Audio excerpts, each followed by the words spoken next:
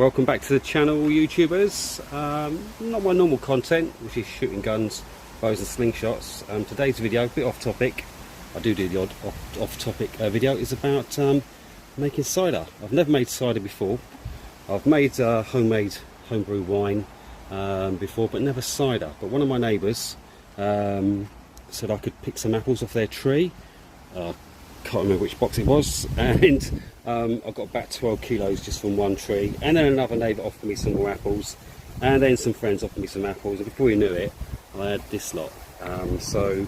I researched how to make cider, and the first thing you need to do is chop them up, quarter them up, and then I'm going to pop them in that bucket of water with some lemon juice, just to stop them going brown whilst I'm chopping them up, which is basically oxidization. That's what happens. Apples oxidize, like potatoes and apples. They go a bit brown if left out in the air. So I'll submerge them in there, which will give them a final wash as well. Once I've chopped them all up into quarters, they then go into this apple crusher, which is another bit of equipment I've had to buy, but I wasn't going to crush them by hand.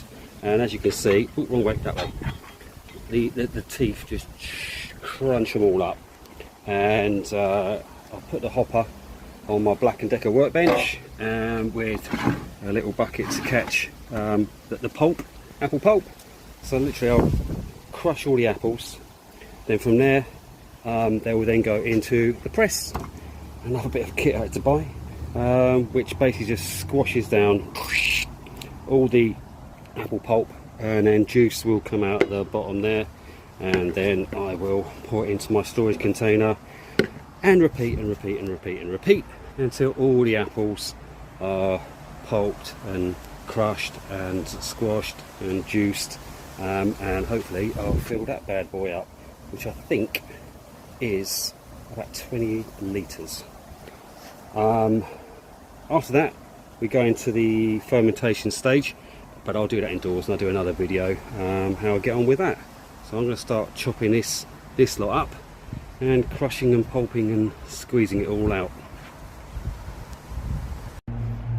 Now apples do contain natural yeast, and I've picked these a few out just to show you. So that's basically natural fruit yeast on there. So during the fermentation process, if you've got apples like this, you know, you could put them in the mix, but the risk is you might have some bad bacteria as well. So I won't be including apples like this in my cider making, but I just want to just show you natural forming yeast. So yeah, all my apples will be the best of the bunch, and I'll quarter them, chop out any bruised brown bits, obviously any maggots going to come out, and I won't be including any sort of growths on the skins, because I don't want to use Camden tablets, which can kill off any harmful bacteria, but it also kills off the healthy yeast as well. So I was going to start off with just doing clean apples and not bothering with ones like that, but I thought I'd just show you the natural yeast.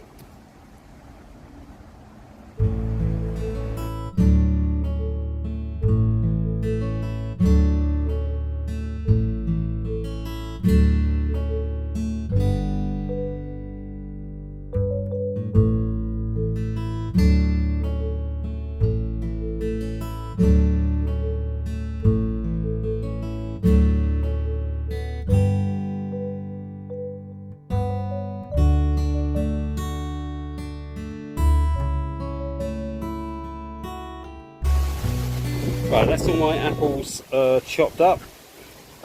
I've got just muslin squares just to keep any bugs off.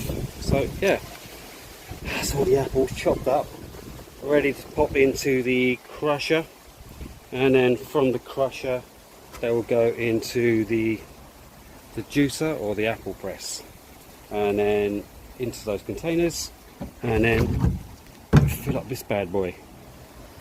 So time to start pulping and pressing.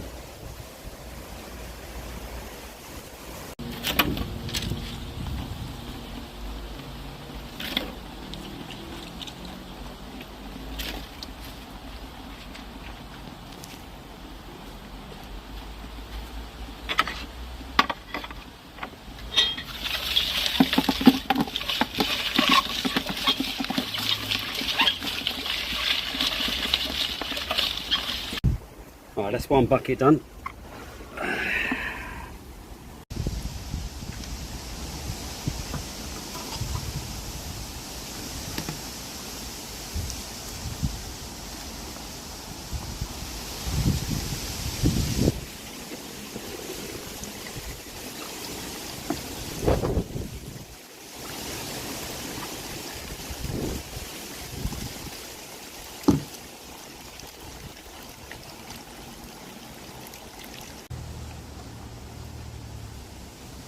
Here's the juice.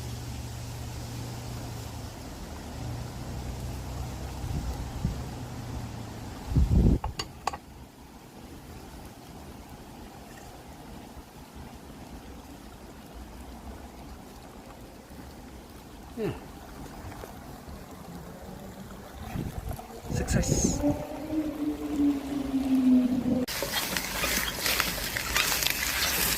Yay, it's working.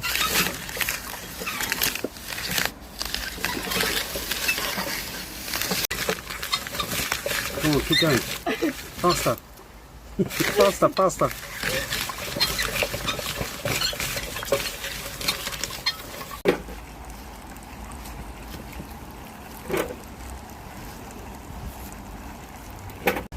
Yeah, you can. Yeah, look.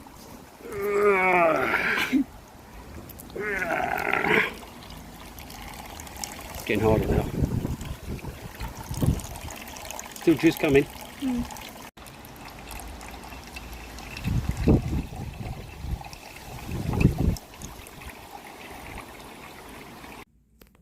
Welcome to my cider homebrew lair up in the loft. So yeah, there's some demijohns all sterilised, ready to go. So I'm hoping to get 5 out of that batch of apple juice, and everything's been sterilised and ready to go, including my stoppers and bubblers there already. That's some mead I made yesterday. So yeah, I'll get these bottled up and put the yeast in. Got my yeast over there and everything. And fingers crossed, we'll get a good batch.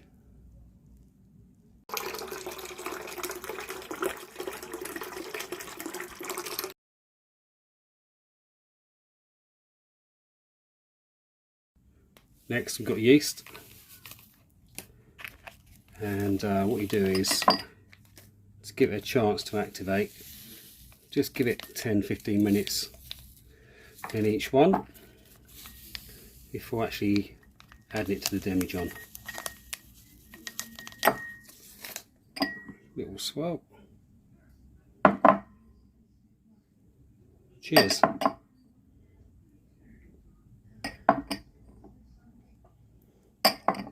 Well, we'll leave them 15 minutes. There we go, 15 minutes, and it's activating already. Right, that's the cider and the demijohns, and the yeast is in there, and they're starting to bubble now, so that's good.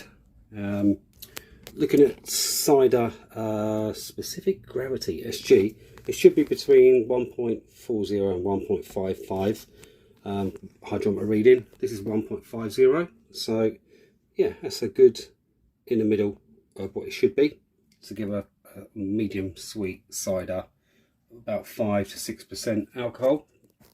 So we'll see how they go. And yesterday I made a mead, and that's 1.100 SG starting gravity. So that's going to be very sweet and probably quite strong. So I reckon that'll be about 10 to 12%. And I know the yeast is good because that's bubbling nicely.